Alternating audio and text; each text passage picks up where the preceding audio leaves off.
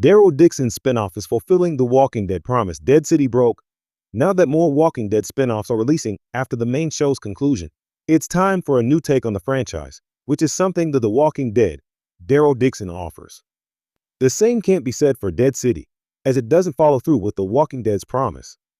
Although it's comforting to watch something familiar, the same themes and ideas get repetitive, even for popular, successful franchises like The Walking Dead. It was only a matter of time until changes had to be made by introducing new characters, exploring darker themes in the apocalypse, or showing a different country completely. The first episode of Daryl Dixon makes quick work of implementing such changes. Set in France, a location never seen before in The Walking Dead, it's clear from the start that Daryl's spinoff is going to be different in the best way possible. These Walking Dead spinoffs are supposed to bring something new to the table, from developing existing characters to incorporating darker storylines into the narrative. Fortunately, Daryl Dixon's spinoff keeps The Walking Dead's promise of future evolution, which sets a high standard for other upcoming shows. Dead City wasn't The Walking Dead evolution AMC promised. The Walking Dead, Dead City doesn't introduce anything new in terms of the visuals, themes, and storylines, making it an average spinoff that fails to follow through on the evolution AMC promised. Although Dead City is successful at bringing back the nostalgia of the original Walking Dead, it lacks unique themes and characters. One positive aspect of the series is that Negan and Maggie find themselves in an urban environment, which is different from the countryside and homely communities in the later seasons of The Walking Dead. Seeing New York in its decaying state is interesting, but it's not enough to make this spinoff stand out. Despite the missed opportunity in Dead City, there is still a chance for current and upcoming spinoffs to fulfill the long-awaited promise.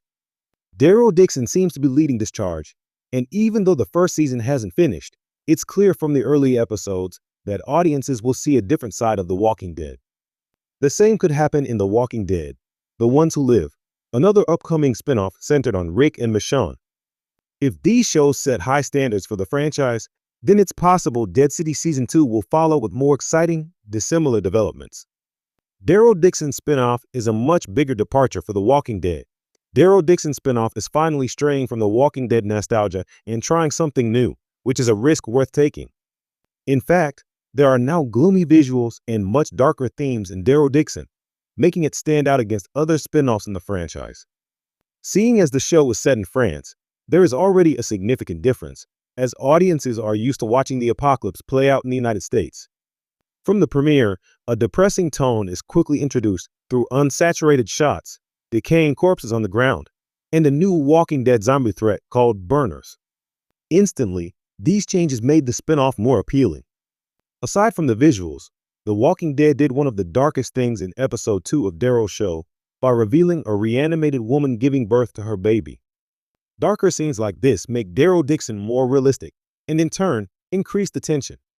It's about time that a spinoff honors The Walking Dead's success without copying it too much, as audiences deserve to see something fresh after many years of watching the same characters fight normal zombies and encounter different villainous groups. That's not to mention that Daryl Dixon is finally acknowledging the so-called variants other spinoffs have teased in the past.